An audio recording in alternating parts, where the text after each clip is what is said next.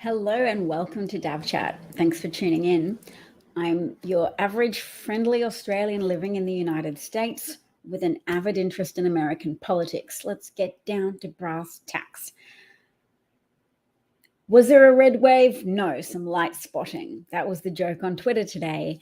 And it's a good joke. Ha ha, ha ha. Because Democrats look to have held the Senate. There's some mail votes to count in Nevada.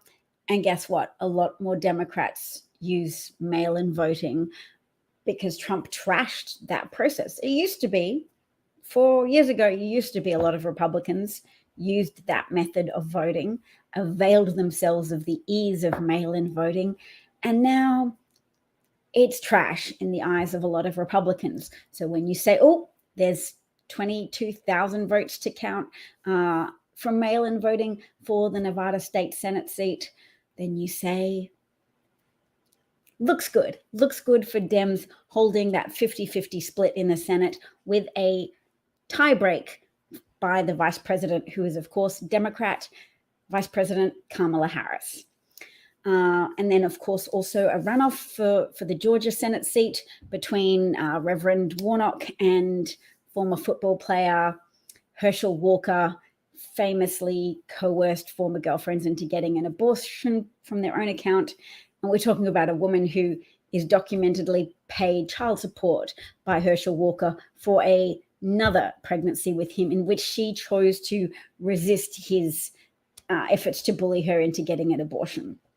So Herschel Walker, so much trash, but is quite likely to lose a runoff election in Georgia, particularly if Democrats already have control. Actually, would they have control? Yes, because if Arizona pulls through, which Mark Kelly is likely to do in Arizona.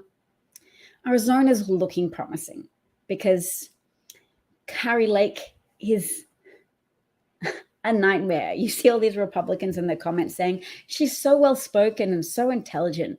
And what they mean is, yes, charismatic, poised, and as attractive as a Barbie doll, as a Stepford wife. That lady is cuckoo la la out of the box because she chose to, nobody forced her, she chose to endorse Trump's denialist logic. She went, that kind of fascism looks appealing, and I'll say it confidently, and there's a lot of people predisposed to believing Donald Trump's lies because Arizona was so contentious. It was contentious when the Fox election desk called it for Joe Biden in 2020. And because calling it early for Joe Biden really interfered with Donald Trump's then plans to declare early victory in a more plausible fashion. Once Fox declared Arizona for Biden, and he evidently didn't have even a chance to get the Electoral College votes he needed for a victory, it made his 2 a.m. announcement of winning the presidential election that much less plausible. Also, a warning to anybody joining me from Twitter, I'm using a broadcasting service called StreamYard, which is great, but it doesn't let me see comments from Twitter, only comments through YouTube or Twitch. So if you want to comment, you could open up YouTube in a separate device if you had the leisure and the privilege to do that, and punch in DavCat43 as a YouTube channel, and you can comment there and I will see your comments live. What I've got up on screen at the moment is the Bloomberg results, House election results, listed alphabetically. How many? Katie Porter is leading by a very slim margin, 0.6% margin, and only 47% of the estimated vote has been totaled. So that could go up and down because they've got more than 50% of the vote left to count. Katie Porter is popular with Liberals. She's the lady who does the whiteboards and explains to corporate executives usually how thoroughly unethical they're being. And she's not popular with some centrist Democrats. Actually, what am I talking about? She's very popular with centrist Democrats. Also, she's not popular with other people. But I don't know that much about it, although they're people that I trust, so I'm not going to go into that. Katie Porter, though, good luck to you. Democrats need to hold the House. What other races are we watching? We're watching California 13. Let's see if I can bring that up. California 13. That hasn't been updated for a while. What happens if I refresh my browser? Because that last update is from 9 hours ago.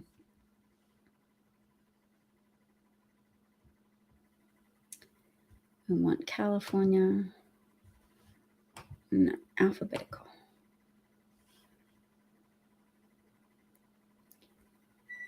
California 13.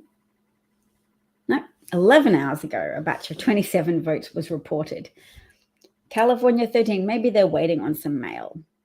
Okay, so then if I go into latest results on this Bloomberg thing, shows Illinois 17.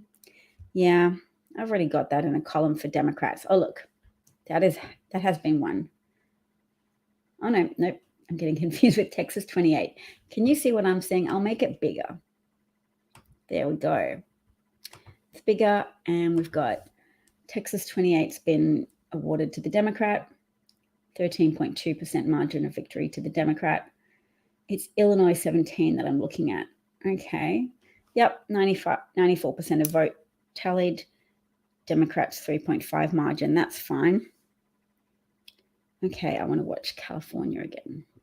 California, people get complacent. This is one of the biggest problems with American politics, is people getting complacent that Democrats will win when there are structural advantages for conservative voters that are baked in to the American constitutional system as a way to historically reassure slave owners that they won't have to give up their profitable practices of not paying the people who do the physical labor, so that huge profits are generated whilst they practice chattel slavery, which from a modern perspective is incredibly immoral. And look, even from a historical perspective, there were a lot of abolitionists who recognized the immorality of that practice.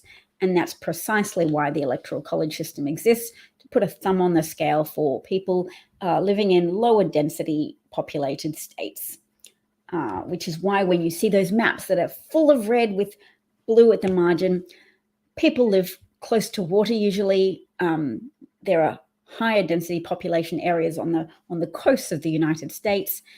And those people don't have an inheritance from people who profited from slavery or inherited those profits, inherited that intergenerational wealth that had a significant component of the immoral practice of chattel slavery, not only depriving human beings of life, liberty, the pursuit of happiness, but denying their offspring those possibilities as well, and separating family members from each other, which is really one of the greatest tortures you can inflict on a human being, to willfully separate them from their children and send them away to suffer a known fate that is also terrible, being deprived of freedom.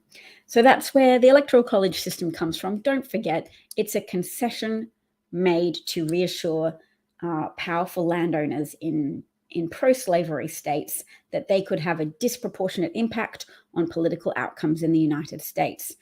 And that inheritance stays with us today. It's a sticky inheritance. It's hard to get rid of. It takes resolve. It takes awareness. It takes accurate, brave, honest teaching of US history. It takes the moral bravery to acknowledge past wrongdoings, past profiteering in an immoral fashion, because profiteering itself is not inherently immoral when you profit at the expense of other human beings to such a significant extent that you can feel comfortable in condemning that practice.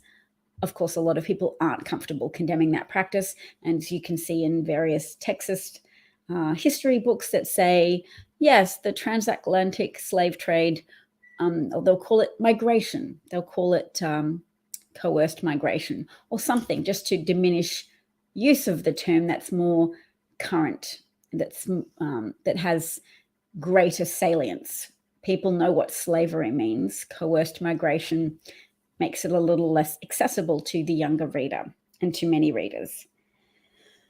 Look at my hands. They're covered in ink from taking notes and from earlier when I was tabulating up Lauren Boebert's potential likelihood of winning.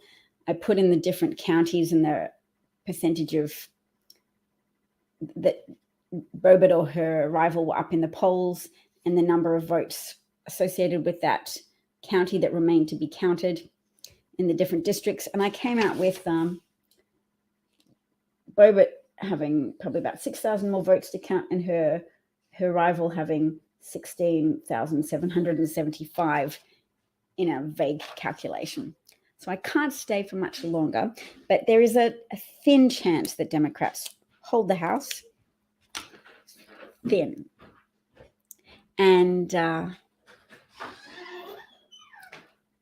better chance for holding the Senate. And if they hold the House, that will be amazing and save a bunch of lives in Ukraine, because then the US will continue to be able to provide military support for its ally and won't have to bend to the wishes of Vladimir Putin's representatives in Congress, by which I mean the various Republican elected representatives who are in the can for Putin and for whatever billionaire can purchase their loyalty and affiliation. So whether it's obvious to them or not that they have compromised loyalty to the United States, those of us paying attention can see when Marjorie Taylor Greene stands up and says, not one more US dollar will go to Ukraine, and denies the relationship between the two countries, denies the necessity for protecting Ukraine as a firewall of freedom against an aggressive invading country, Russia, that is, the Russian government's also hostile to the United States. I'll wrap it up because I've got to go. Thanks for joining in. I will make you popcorn, Precious. Thank you so much. Do you want to wave to my broadcast very quickly? Say wave. Take care, everyone. Bye.